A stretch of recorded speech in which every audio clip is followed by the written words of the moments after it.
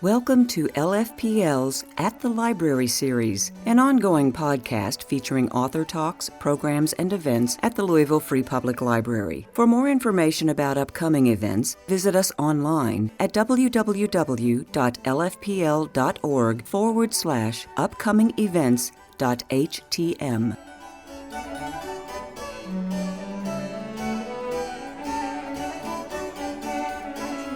We are celebrating Stephen Rowley's newest release, The Celebrants. Applause. What might be even more exciting is it hit the New York Times bestseller today. So Rowley is the author of 4 books. Those books are Lily and the Octopus, which is a Washington Post notable book of 2016, The Editor, an NPR Best Book of 2019, The Guncle, a finalist for the Thurber Prize for American Humor and Goodreads Choice Awards finalist for Novel of the Year, and his newest, The Celebrants, which is officially a New York Times bestseller. And he currently resides in Palm Springs, California. We are incredibly fortunate to have him tonight in Louisville, so everybody please give a big hand for Stephen Rowley.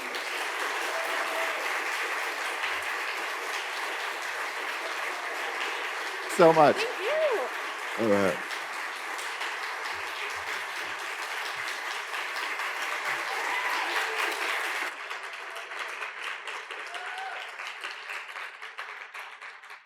This is so incredible. Thank you all for coming out tonight to see me. I feel like I'm hidden back. I'm gonna come out here. I don't need protection from. I don't need a barrier from you. We're all friends. This is quite a different experience for me because I was not able to tour for the Guncle, which came out during COVID, and so for my first my first 2 books, they would send me places like, "Oh, where do you have friends? Where do you have family? Where do you think you can be responsible for turning people out?" And so when they said this time, we'd love to send you to Carmichael's in Louisville, I was like, I don't know if that's where my base of support is. But now I have friends everywhere, so this is really incredible. So thank you for being here. I also feel a little strange being up here by myself. For the first week of the tour, I was traveling with my husband, Byron, also a writer, who had a book out the same day as The Celebrants, and so called Big Gay Wedding. And so we had a lot of fun traveling together. But now I feel like up here in the hot seat alone it feels a little strange. But you know what? He didn't care enough to be here, so I'm going to take the time to shine. I'll give him a little plug. Big Gay Wedding was inspired by our small gay wedding, which we had during COVID. And I think we were talking, debating, do we wait? Do we? Well, all right, I'm going to back up. You're going to get ready to barf. This is just too sickeningly sweet. In the acknowledgments of his first novel, A Star is Bored, which was based on his relationship with the actress and writer Carrie Fisher. He was Carrie's personal assistant for years, and they were very close. In the acknowledgments of that book, he proposed, right?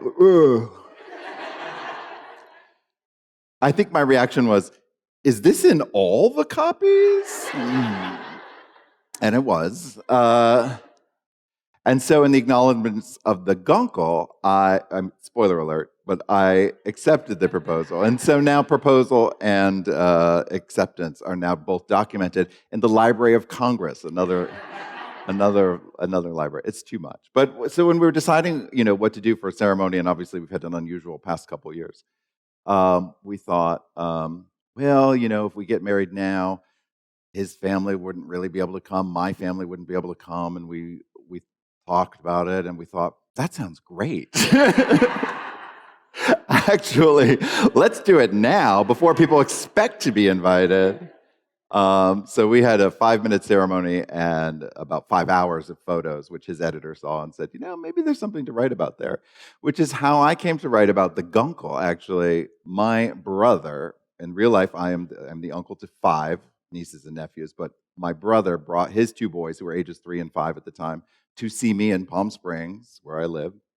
and he's an attorney in Boston, and I got called into court on behalf of his client, and then he left me with his two boys, ages 3 and 3. See, I can't even do number 3 and 5 at the time, and I don't have children of my own, so I was wildly unprepared. Children are strange. In fact, my nephews were only interested in seeing a roadrunner, which, by the way, I was misled to believe were like this tall based on the cartoon. And they're not, but they're everywhere in Palm Springs. They're like pigeons. Like, I took them to the most fantastic zoo called the Living Desert, where they have giraffes and elephants and cheetahs and everything. And all they wanted to see was a roadrunner. And so I had to go ask, I'm sorry, Mr. Zoo Director, do you have a roadrunner? And they had one because it had a broken leg, and it was in the aviary, so it couldn't even run. But they were like, it was like the greatest thing they'd ever seen. I could have just taken them to the Chipotle parking lot because they're everywhere. But anyway, it was at the end of that week where my editor saw me flailing on Instagram and said, there might be something to write about there. So what a journey this has been. And now I'm going to do, since I'm feeling good today with this instant New York Times bestseller business,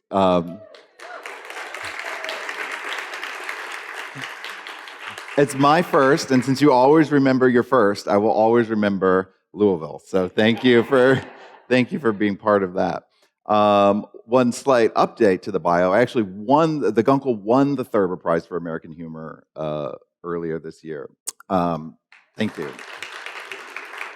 Which is an incredible honor. I mean, writers like David Sedaris and Jon Stewart, James McBride won last year. Finalists have David Letterman, Bob Newhart, like big names in comedy. And so just to be mentioned in that breath is so strange. I took my mother to the ceremony in Columbus in April, and she got off the plane and she said, I read all the books and I know who's going to win, and it's not you.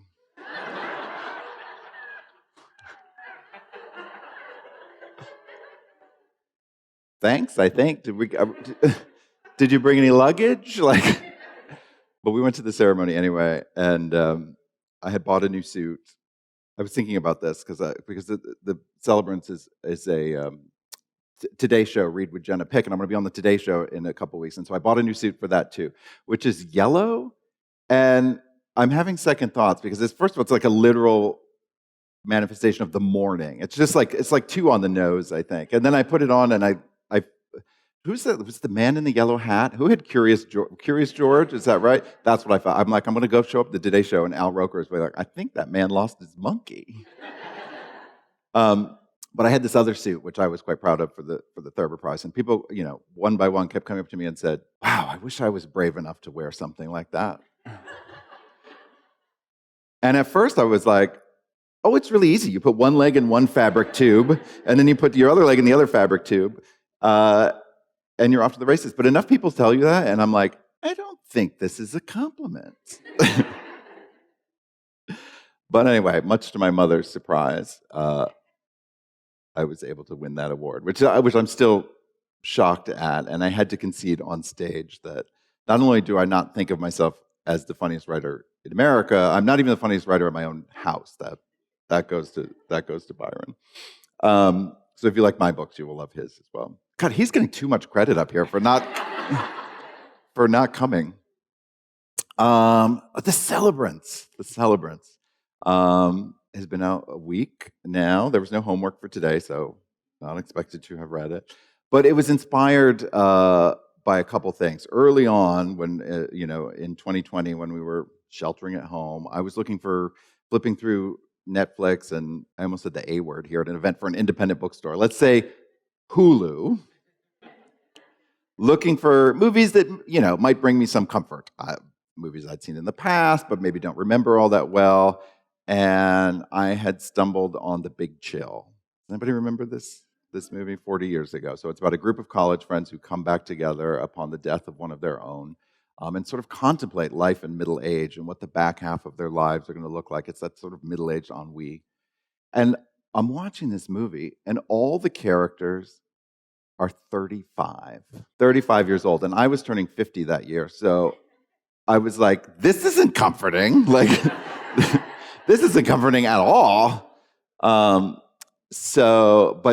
something was sparked in me in that moment, particularly because the Big Chill, the title itself, sort of referred to that period in the middle of life where perhaps you are married, you have your kids, you own a house, which is something people used to be able to do. You had your job, and you were sort of working a single company, and sailing through to collecting a pension and retirement. And that's just not the way it works anymore. Many people have multiple marriages or blended families, and certainly the ability to reinvent themselves and have multiple jobs and careers. And we don't just work for one company anymore, or certainly not most of us. And so I thought, wow, this middle period, instead of being like a metaphorical kind of parking lot, is now where all the great stories kind of reside. And so I imagined a story about a group of college friends who, the week before graduation, lose one of their own to suicide. And after attending his funeral, they make a pact because they realize if he had been alive to hear everything that was said about him and to realize how much he was loved, he might have made a different choice.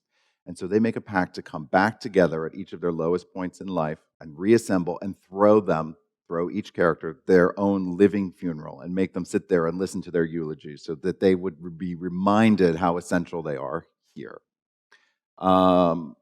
And since they're about to graduate and scatter to the wind, they just think of it as sort of like a, back pocket it as kind of an insurance policy they may have, not thinking they'll ever need to use it. But over the decades, life intervenes and they slowly start coming back together. The pact kind of unwinds a little bit. One person wants a destination funeral. One person gets a surprise funeral. But then something happens that sort of underscores the seriousness of the pact again. My college friends are nervous, and I want to assure them that there's no one-to-one parallel of characters. But God, if any of you are friends with friends or related to writers, like, God help you, because we are sponges. And we will take little details. But that's the challenge in writing a book like this, is creating these friendships in a way that feel lived in and time-worn, and create inside jokes for them, but in a way that doesn't exclude the reader, coming fresh to this group of friends. So sometimes taking those little details help make those characters feel really unique and alive. Let's see, what else can I tell you about this book? I don't know. I'm going to think of questions here too, because I would much rather be up here and talk about what you want to talk about.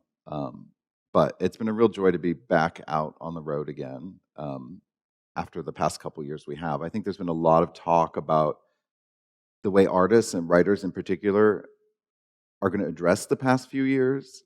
And I very conveniently and very purposefully skipped the years 2020 through 2023. One of my favorite writers is Elizabeth Strout, who wrote the Olive Kittredge books and Pulitzer Prize winner.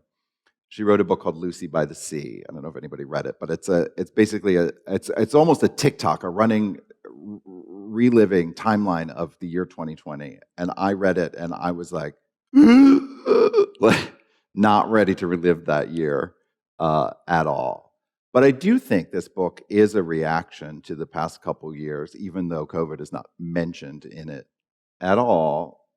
Because to me, one of the things that has sort of changed is I swear this book is funny. I'm going on and on about all this serious stuff, but it's very funny, I hope. But I've become kind of, the way COVID has changed me is I've become kind of a mush. And the idea of telling people what they mean to me here while they're still alive is absolutely a reaction to the past couple years. My friends and family see me coming and I'm like, I love you. And they're like, we know. But if that's, the worst thing to happen to me over the past couple years, then I can live with that. I think. Does anybody have any questions? Yeah, there's a microphone here, or I don't know if you want to project. You look like you can project. Is that mic on? Okay. I read all three of your earlier books. I'm anxiously reading this one.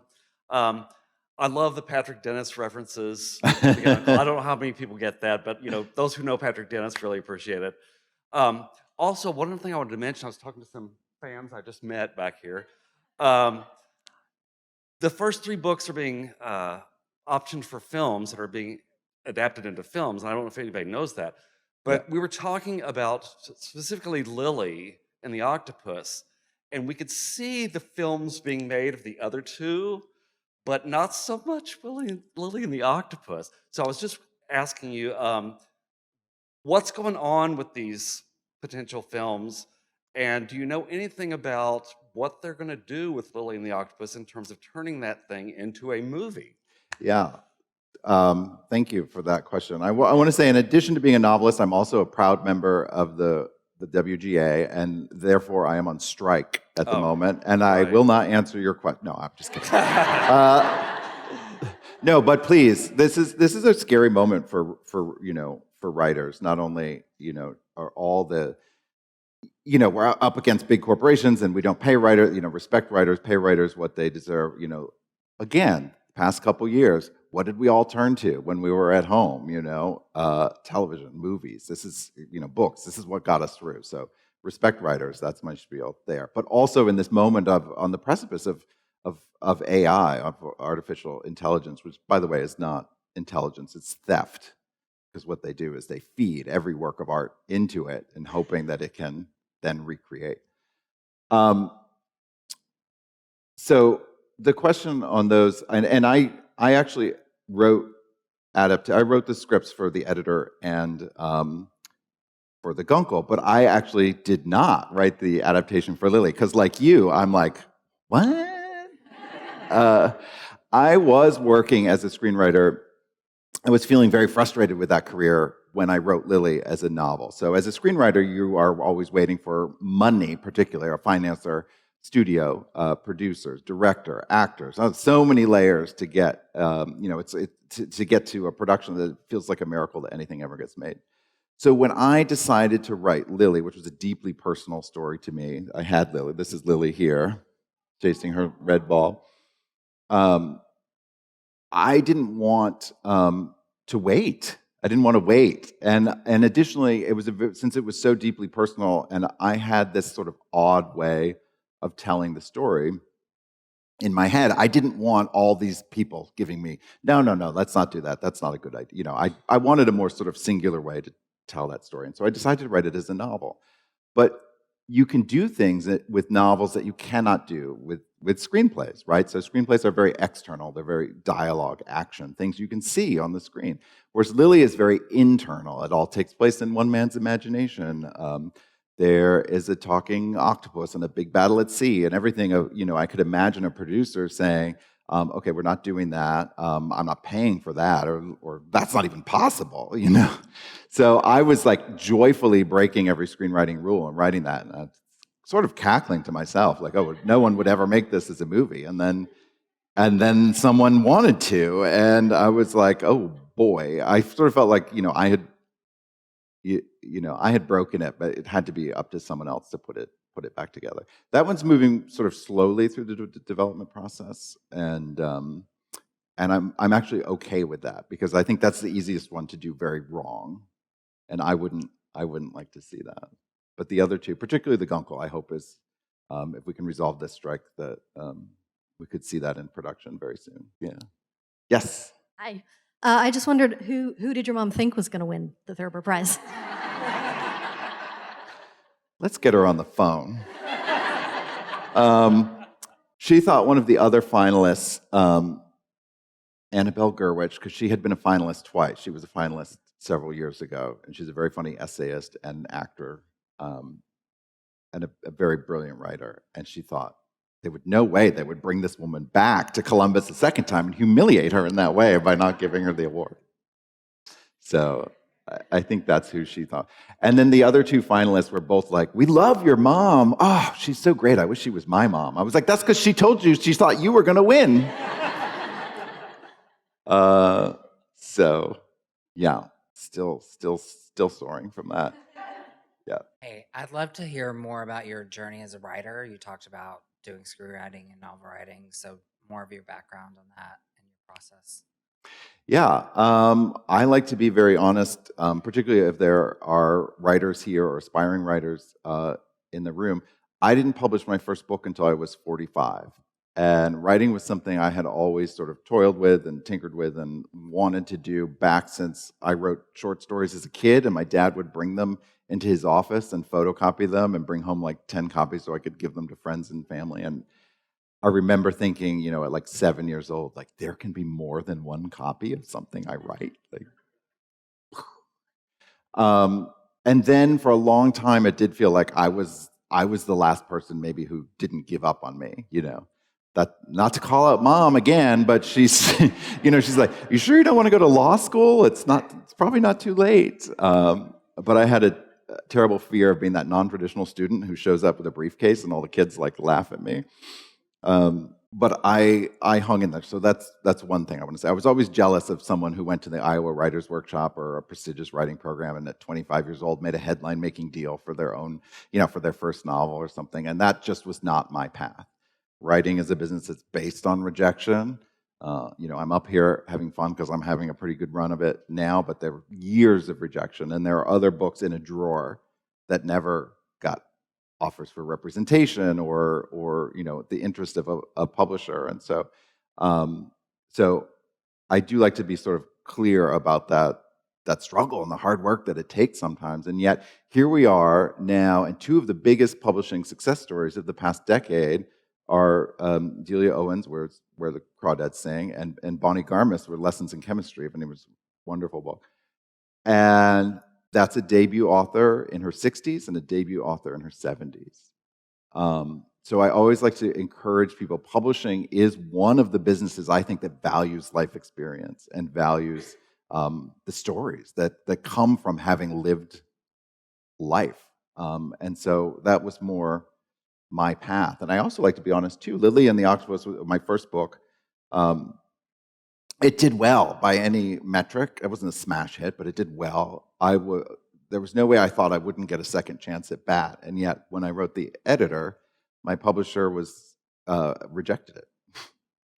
And I think, and that's a book I'm very proud of, but I think from their perspective was like, why don't you write another dog book? And I was naive because I didn't think I'd written a dog book. I thought I'd written a book about grief. And I think we can all name writers who have very good careers writing slightly different versions of the same story again and again and again. And God bless them. Like they do great with that. But that was just not, I'd waited so long for these opportunities. Like I wasn't interested in that being my career. And so I had to really stop and you know, think about it. I was like, well, they have a point. Here I am. I've waited for these opportunities. Maybe I should write another book with a dog in it. And then I thought, you know, if I'd asked anyone's permission to write a book about a dog and an octopus, like literally no one would have said that's a good idea. So I, you know, decided to roll the dice on myself again, and fortunately it worked out. Yeah. Otherwise, I'd be in law school now at 52. Yeah. I just have 2 comments and then a question. So thank you for coming to Kentucky. A lot of authors and artists overlook the middle of the country, and we're really glad to have you here. So, and then I want to acknowledge, I think you conjured something. So the Celebrants is about best friends in college. Mm-hmm. I am sitting here, I drove over from Lexington, which is about an hour and a half away. Okay. I'm sitting here, minding my own business. I look over, and one of my best friends from college walks in. I haven't seen her in like 2 years. So thank you for that. That's incredible. That's truly incredible. And then my question. So all of your books have to do with death, or maybe even like probably more specifically grief. Mm-hmm. And so I was just wondering if you could talk about that. So just wondering if you could say, what's wrong with you? No, but like, I mean, you find humor in it. And it's, yeah. Well, thank you for that too. One, I want to acknowledge your T-shirt, which I think says "Read Banned Book." Thank you. It either said "Read Anne's Books" or "Read Banned Books." Yeah. So coming to Kentucky, this is a thrill for me to be here. And listen, there are a lot of, you know, talk about red states, blue states. I live in California. Every blue state is a red state with just 2 blue pockets. You know, it's true of California, it's true of New York, it's true of Pennsylvania. And there are wonderful people in you know, every state. And so I'm thrilled to be here and talk to people. And it's also like the reason your T-shirt,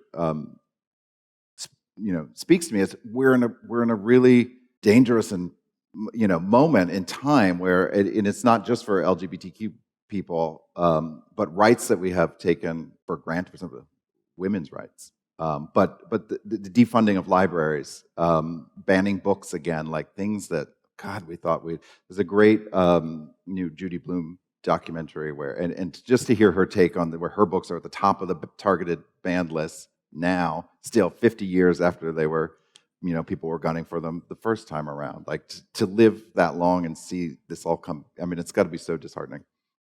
So I'm thrilled to be here. I'm thrilled to stand up for libraries and books and meet great people everywhere. But we do have to be vigilant. Wait, what was the question? What was the question? Oh, grief. Why am I so depressing?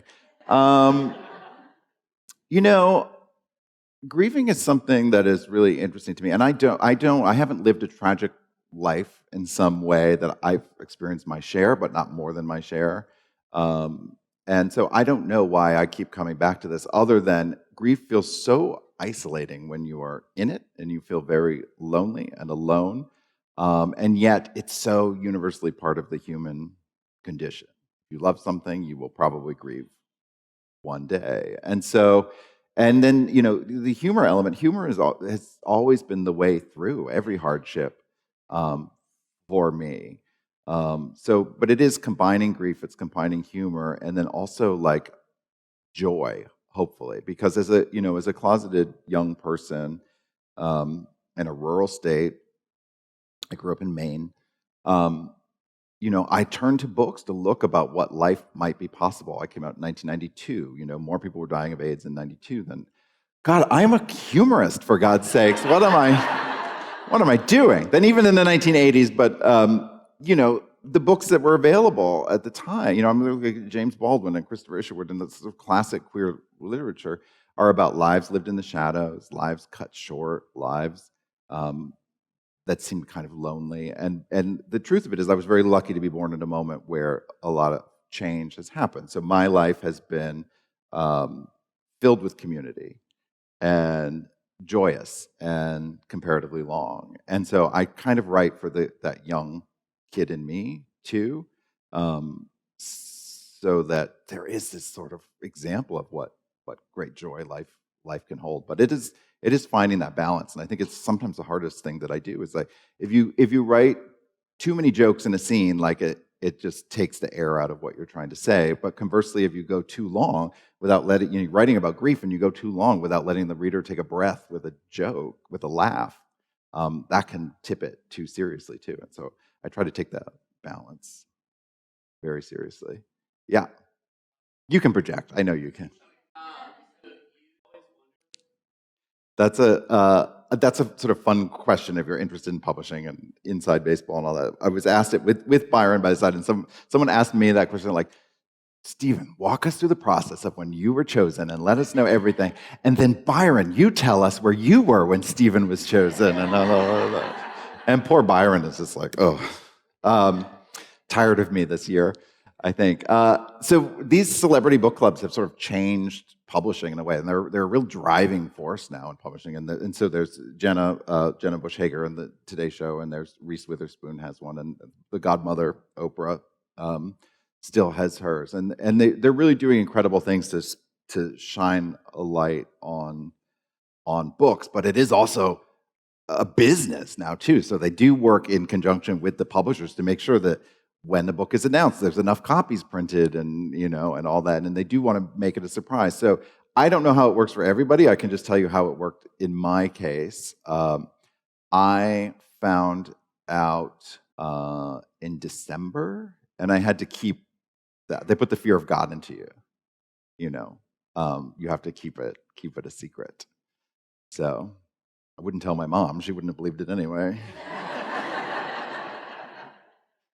She's a lovely woman. She is actually, one of my biggest fans, and so and she tells everybody about her son. And I have to remind her that I'm not even the most famous writer named Stephen from Maine.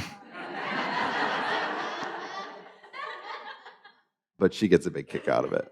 So yeah, and then so I knew, and I had the opportunity to Zoom with Jenna before it was offered to me. I don't know if it's like an audition or it's just she truly passionately loves books, and she had read it herself, and it was the two of us on a Zoom and having it, deep conversation about a lot of things, and so.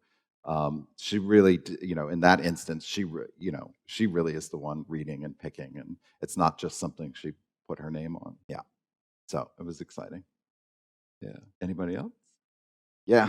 Hell. All right. On the same day.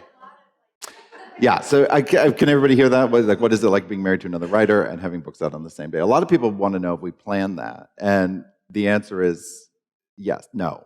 There's no way we could have. We have different publishers. We have different agents. We wrote them at slightly different times. It is just coincidence or the casual homophobia of thinking that gay people only exist in June. I'm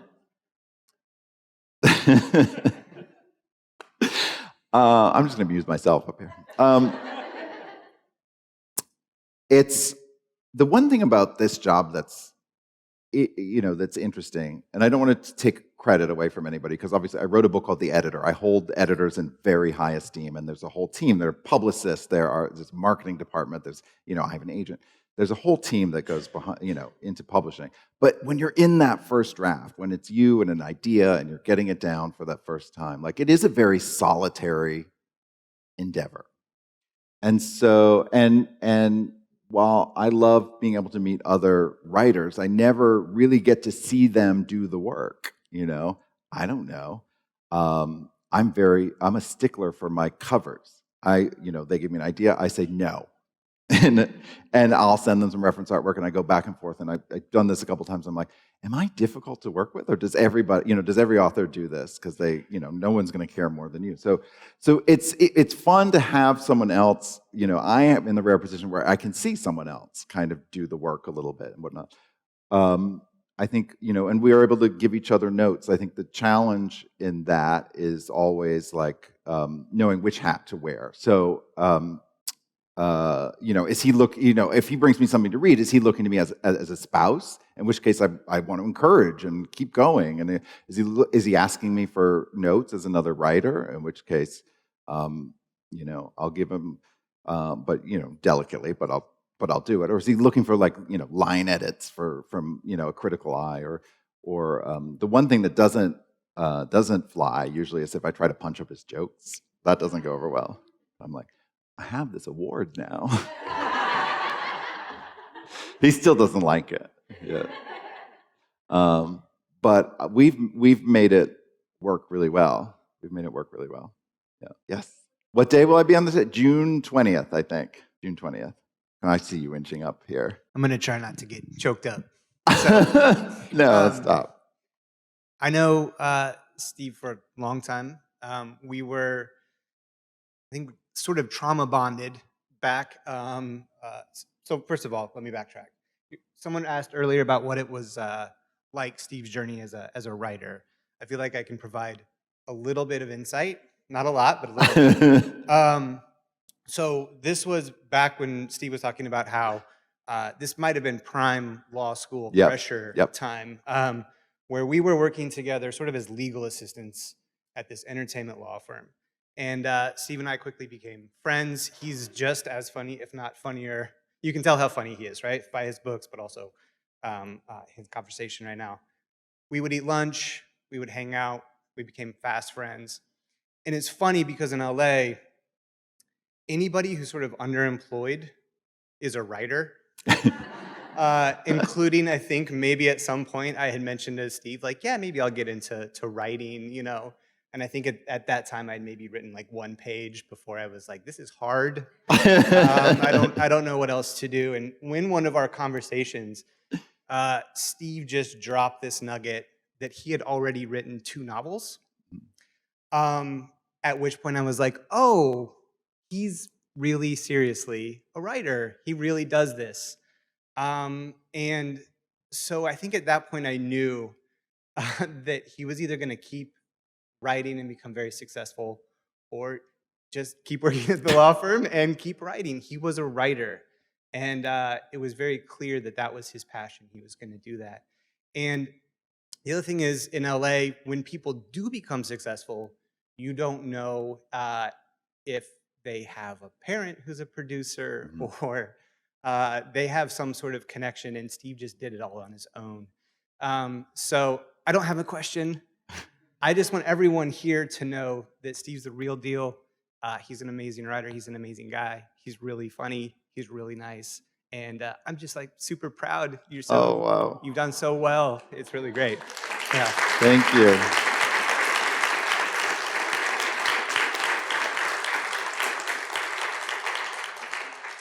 I should have come to Kentucky before.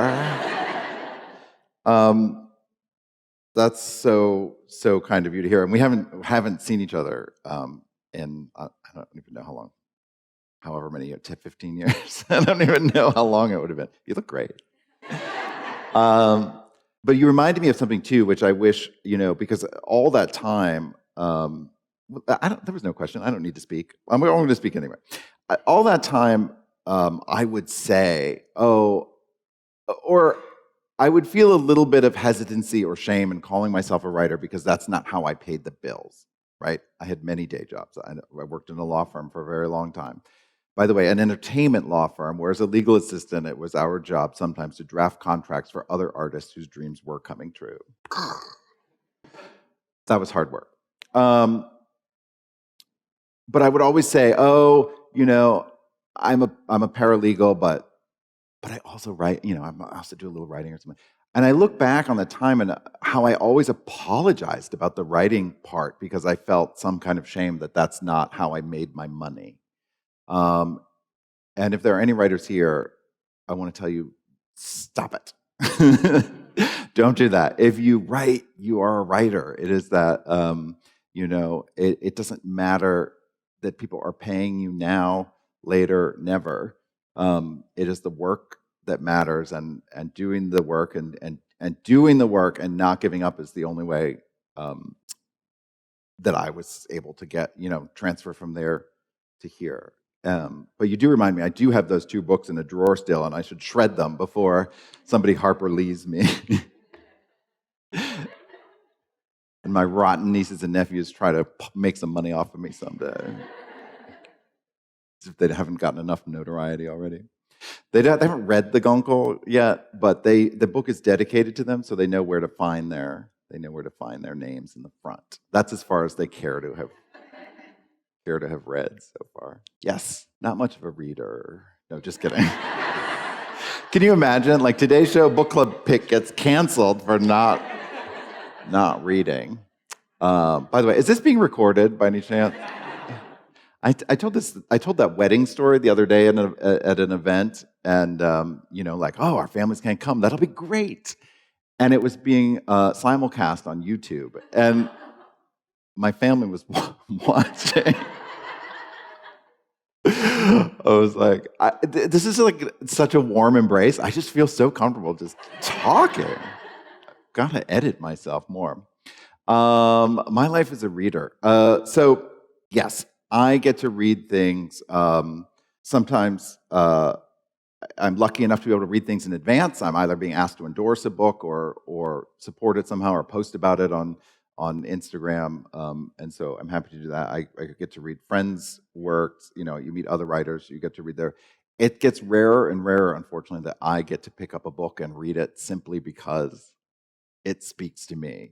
Just the recreational reading that is not part of the job, because or I'm reading for research, or I'm reading for some other part of the job. So it's still so joyous to be able to just pick up a book and read it because I want to in that moment. There's no professional obligation. There's no nothing except the joy of picking out a book. And so I do try to protect time for that. When I meet other writers now, sometimes I'm just like, can we just have speaking of pacts, I was like, can we have a pact of non-aggression? I was like, you don't read my book, I won't read your book. We could just relate to each other as writers and human beings. That doesn't always go over well. Actually, on tour, it's been a great time to write, because I'm on a lot of planes and hotel rooms, and so reading his, in strange cities. So reading has been, not that it's a strange city, I mean, it's just not an unfamiliar city to me. And so I've had a lot of time to read, but sometimes I don't think about it carefully, because there's a new book that came out the same day mine did. I become friendly with the writer, a book called Drowning, T.J. Newman. She was a flight attendant, and now she writes these terrible books about air disasters. And so I was all excited. I had my books to bring on the plane, and I'm like, I can't read this. And safely save that for when I'm back back at home. So yeah, I still love to be able to pick up a book, and sometimes still like to revisit. I just reread The Amazing Adventures of Cavalier and Clay, because it was a book that Michael Chabon book won the Pulitzer Prize, meant a lot to me 20 years ago now. And I wanted to read it again to see if it still spoke to me. And so that felt like an indulgence in a way, because there's so many books. There's so many books that I need to read to revisit one. But it was what I wanted to read in that moment. And so I let myself do it. I don't know if that answers any questions. Are you looking for specific recommendations? We can talk later, but yeah. Yes. Oh, that I just reread, The Amazing Adventures of Cavalier and Clay by Michael Chabon. It won the Pulitzer Prize in 2003, I think 2002 or 2003. Yeah. Yes. I'm a school librarian. What were some of your... So, love librarians. We're here in the library always. Sometimes, speaking of being apologetic, sometimes people will come to me and say, I'm sorry, I got your book in the library. Never apologize for that. First of all, libraries buy books too. You can be tricky, like my mom. Here I'm going to say something good about my mom, about how big a fan she is. She calls her local library and keeps putting my books on hold, and then releases them at the last second because she wants them to feel more popular.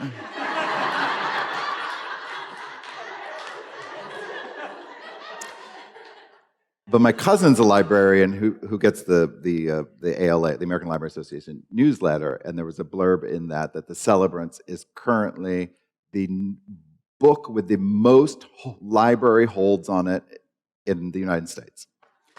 And so I had to send that to my mother and be like, okay, you can take your foot off the gas now, Mom. Stop prank calling the library, for God's sake. I am able to do what I do today because I had parents who encouraged me to get a public library card, and there was a librarian in the children's room who took a special interest in me, Mrs. Brado. I remember her to this day. I imagine she's long gone, but her effect I get emotional thinking about it. It had nothing to do with the fact that Red's Dairy Freeze sat across from the library. And when I would go as a kid, I was entrusted with a little bit of money, and so I could go to the library all day and then go there. My sister and I would drop us off. One day, this is a tangent, sorry. My sister lost her money, and so she thought it was incumbent upon me to share my money, and we could each get a more modest treat. And you can imagine my take on the situation was slightly different. Sort of like, sucks to be you. But Mrs. Brado pulled out, I don't know what it was, 50 or 75 cents from her own purse, and gave it to my sister, and off we went to get this. I'm just a story about how much I love librarians. And we were in the car after my mother came to pick us up, and she, we were telling her about our good fortune. Oh, hey, look. We thought we were down on our luck, but this amazing thing happened, and we each got this incredible amount of ice cream. And my mother pulled a U-turn in the street and marched us back into the library to repay Mrs. Brado and said, "We do not take money from librarians. They give us enough of themselves already." So as a kid, was that my reading as a kid? Was that the question? Well, absolutely Judy Blume was up there. Beverly Cleary, Henry and Ribsy, particularly. I always love A Dog Story. Other books I remember, I was just that kid who was like trying to check out a stack of books that was tall, they're like, kid, come on. you can come back. You don't have to take them all with you. It's always in that moment where I'm sort of drawing a blank. But and then when I transferred out of the children's room, when I sort of outgrew the children's room a little bit, writing was something I was always very interested in. But before social media, and I have a great relationship with a lot of readers now that I'm able to contact. They can contact me on Instagram or Twitter or well, at least hellish things. But there can be real relationships between reader and writer now. That just was harder to do then. And so I thought, growing up in a rural state, maybe being a novelist is something you can do if you grow up in Manhattan or if you have a society name. But I didn't see it really as a career option for me, except there was Stephen King. And so when I left the children's room, I went right to Stephen King and I read all of that, which is nothing like what I write today. But I was, I read everything. Yeah. Yes. Not anymore. Someone's read the book. So I do have a group of close-knit college friends. No, we have not used a Ouija board. Ouija. It's spelled Ouija. It's Ouija. I read the audiobook for this, and I did for the Guncle too, which I don't know why I thought I would do that. So there's enough of a high school theater kid in me still that apparently I enjoy the spotlight a little bit. But the wonderful actor Michael Urie did my first two audiobooks, and I remember telling a friend, I guess it was something about the Guncle, about that character that I thought was close to me. I want to go back to Patrick Dennis for a moment, who wrote the Auntie Mame books. If you've read the Guncle, you might know that I have a fascination with Auntie Mame or Mary Poppins or even Maria from The Sound of Music, all these sort of magical caregiver kind of stories. But I thought, I'm going to come back to you in a second, I thought that, I was thinking a lot about mid-century writers, Patrick Dennis or Tennessee Williams, or people who were either closeted or didn't have the ability in that time to write openly gay characters, and perhaps then created these larger-than-life women as stand-ins for gay characters that you could not write 75 years ago. So it was a great joy to kind of recreate this sort of Mame character as perhaps a gay man that he might have written it as originally if he'd been free to. But I was telling a friend I was going to read the audiobook for the Guncle, and he was bragging about, I was excited to do it. By the way, the publisher didn't think it was a good idea. I had to audition to do the audiobook. Anyway, my friend was like, "You're going to put an actor out of work during a pandemic?" But Michael Urie is now on a television series with Harrison Ford, so it's fine. I brought that up because I mispronounced Ouija. I said Ouija when recording the thing, and I had to go back and re-record all those sentences in the book. But yeah, I do have a close-knit group of college friends, and I did also recently lose one to breast cancer while I was working on this book. And there is something, particularly about being my age now, where I have friends who are easily 20 years older. I have friends who are easily 20 years younger. And there's no, we expect to lose our grandparents and eventually our parents. If parents ever lose a child, that's very outside of the natural order. That's something that, is horribly wrong.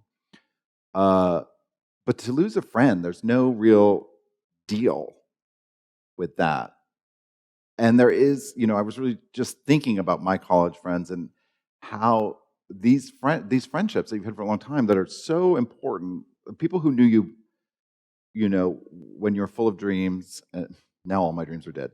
No, I don't know. I still have dreams, but when you had, dreams as a young person, before you were married, before you had a career, before you knew how life was going to turn out, and are your friend now, when all those things are sort of a little bit more locked into place, and they're the real bridge that can help reconcile those two versions of you. So they are people who are incredibly important to me still. There's nothing really in the book that we have done together other than, this is not really a spoiler alert, but in the opening scene, he is looking at, one of the characters is looking at his friends, and one has to take their readers out to look at a menu, and the other is taking their flashlight on their phone to read the menu, and all this stuff, and you can't see that on yourself, but and I had a moment like that. I had a moment like that where we went out after our friend's funeral, where I'm looking at these people who I've been friends with for 30 years now, and I'm looking at them, and I was like, well, what happened to them? And it's only because you can't see it on yourself. But that was kind of an entry point for the book, and I realized I loved this version of us more because we had survived. It's stuck together, and yeah, yes, yeah. So more about the audiobook. Did people listen to audiobooks here? Enjoy audiobooks? Yeah.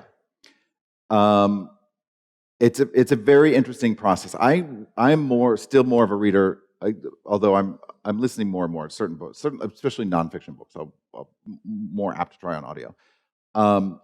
It's a fascinating process, and so I live in Palm Springs, California. They rented me a recording studio. They have a professional recording studio there. They rent it. It takes they reserve it for me for a week, and it's like 8-hour days. You come in at 9 in the morning and you read until 5. The awful thing about doing it in Palm Springs, which, by the way, these little recording booths, they're padded with that like egg crate kind of material, and I was like, I knew I'd end up in a padded room if I wrote long enough. Is they have to turn off the air conditioning because the microphone picks up that sound, and so anything about Palm Springs, it gets quite hot. And I just recorded it like a month ago, well, the end of April or so. And so it was already getting really hot. So it's myself. I have a director in the headphones. He's either in New York or LA. I forget where he was, but it's just someone I can hear who's listening in on the session. And then I'm in this little booth, and there's a window, and there's an audio engineer. And it's like great audio engineers for audio engineers. So anyway, he's not. Let's just say he's not one of my traditional readers. So he's watching me, perform this book and whatnot. And you read as much as you can, and you stumble over a word, you go back, and then they do miraculous things, editing it all together. Because sometimes I am reading along, and I'm like, who wrote this shit? There was a moment in the Guncle where I thought I was so brilliant because I'm like, I'm going to give one of the kids a lisp. Because then I don't have to tag every piece of dialogue. I don't have to write he said, she said, Maisie said, Grant said. It'll be clear which child is talking. And then I go in to record the audiobook, and I was like, son of a bitch!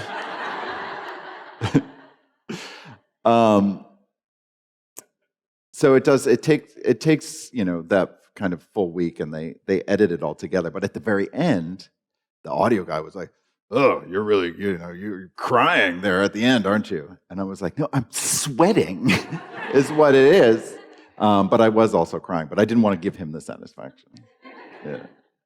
Yeah.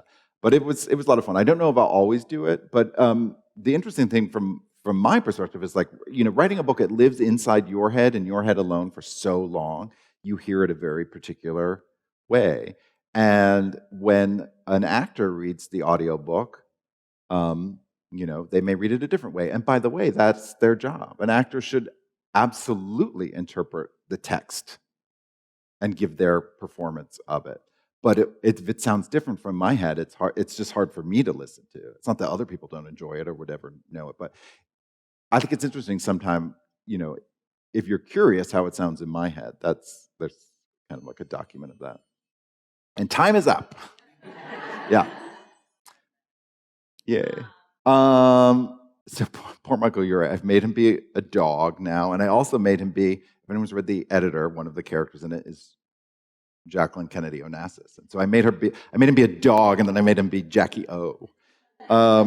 He's wonderful. Yeah, I got, again, only from my perspective, I don't know if every author gets this, but they sent me a list of names, and he was on it, and I was a fan of his, and I said, yeah, I would love to. And then he read the book, but he wanted to talk to me before recording it. So we talked on the phone for a couple hours, just got to know each other because it was a very personal book to me, and he wanted to make sure that he did it justice. And I think he's a remarkable person. We've become lovely friends too, until I fired him. So that was great. Was there another part of that question?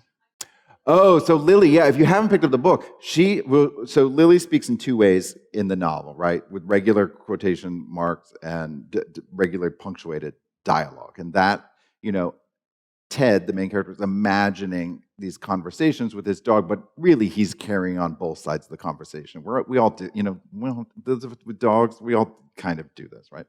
But then Lily also talks in all caps with an exclamation mark after every word. And that was my attempt at a literal translation of her barking. So that's really the barking. So that's what he's doing. He's sort of playing both sides of that. Yeah, and I thought he did a really good job. Yeah. Time for one or two more? Yeah. Yeah. Aha. For the Guncle particular. Okay, so two questions. Who should play Patrick in the movie? I want to know who you think should play Patrick in the movie. Okay.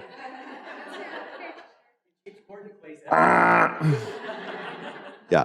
Only because, listen, I love Stephen Colbert too. I'm a big fan, but I think we're at a tipping point. I mean, and we talk about this with writers too. For instance, okay, so the Celebrants is about a friend group.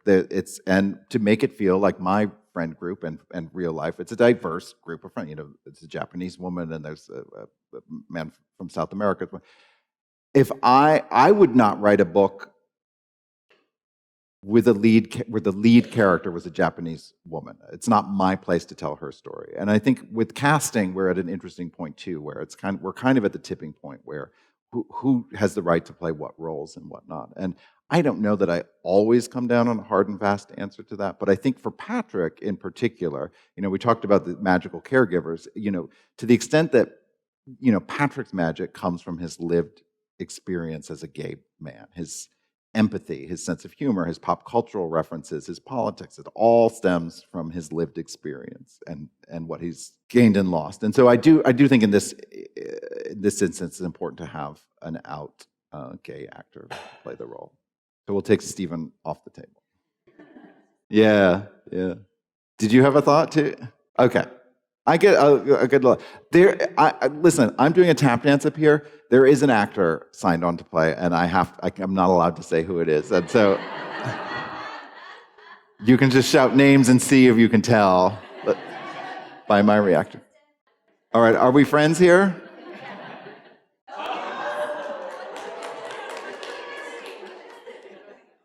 Is this being recorded? See, this is what...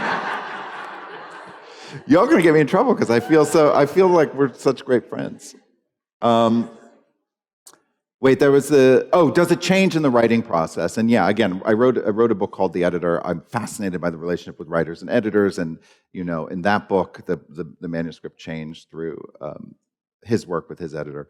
And yeah, in the Guncle particularly, I think I'm gonna come.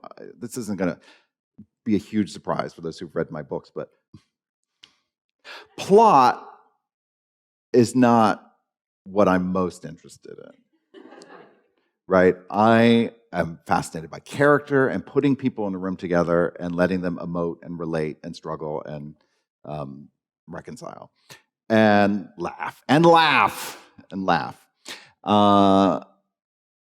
So I'm not a plot-heavy writer, and so the business in the Guncle, the business with the sister, a lot of that storyline came later because it did need a little bit more plot. It turned out just Patrick and the kids sitting around together wasn't quite enough. So yeah, sometimes more develops through the different drafts. Yeah, would I ever revisit those? There's one that I think I would revisit. The interesting thing about, it takes so long to write a novel and it's such an endeavor. You become a better writer with each one, hopefully, with each one that you do. So those being so long ago, yeah, I'm a different writer now. So I would absolutely want to rewrite them from page one. But there's one idea that I'm still kind of enchanted with. So yeah, I would, I think. We'll see. All right. We want to close it out with one more. Any last? Speak now. Forever hold your peace. Big gay wedding. Thank you. Thank you so much for having me.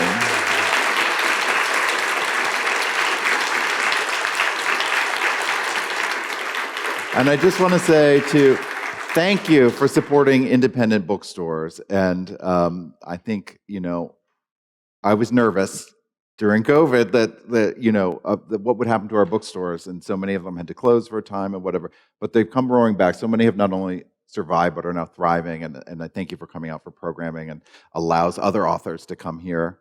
I think you have somewhere down the line you have another Thurber Prize winner coming later this year.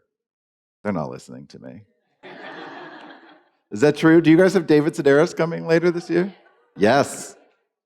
So maybe I'll come back for that. All right. Thank you so much.